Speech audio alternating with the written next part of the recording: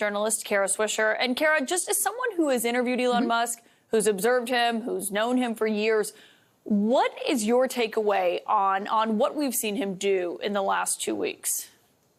Well, it's very typical. This is how he conducts himself all the time. He's always in a state of high drama, high agitation. He did this when Tesla was in big trouble. He had to sleep on the floor of the factory, even though there was a hotel next door, because it was dramatic.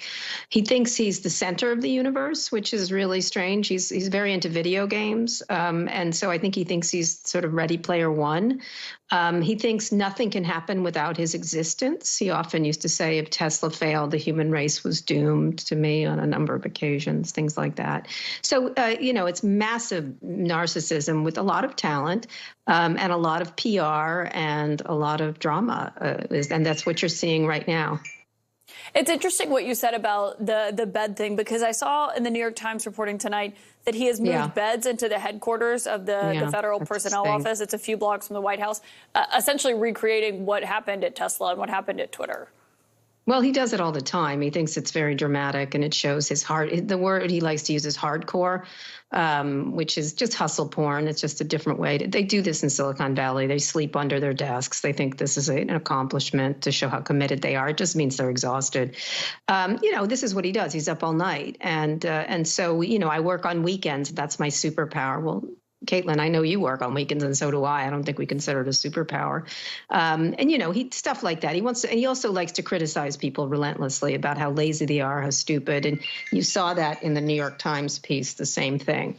Persistent insults of everybody and how they're doing and how they are terrible compared to him.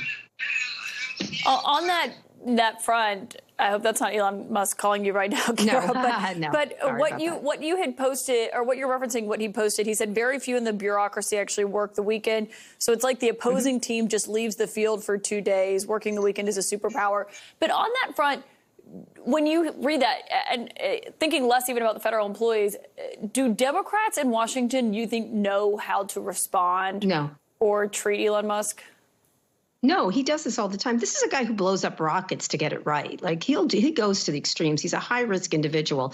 And one of the things I have been texting and writing them all for weeks, like, look what he's going to do. He's going to come in there. He's been at Mar-a-Lago. He was preparing himself to.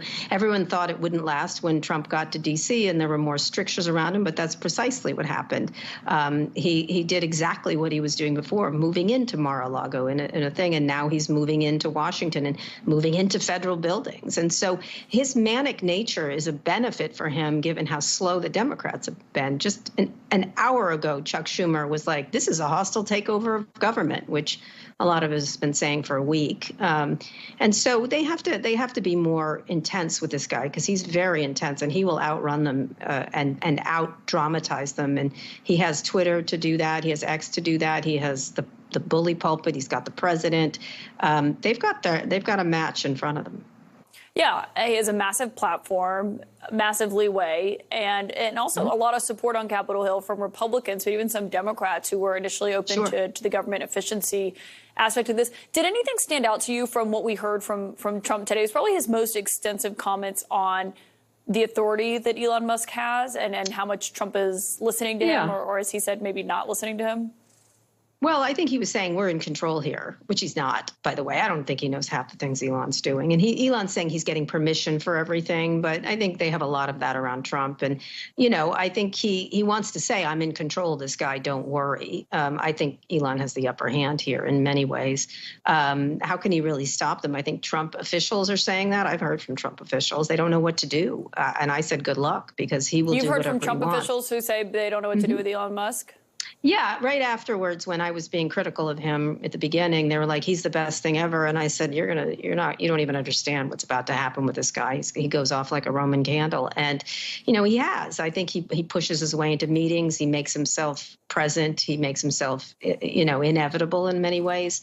And I think probably a lot of people aren't used to that. He doesn't tell people when he's doing things. These kids that he has working for him, who knows which ones have clearance? Nothing is clear.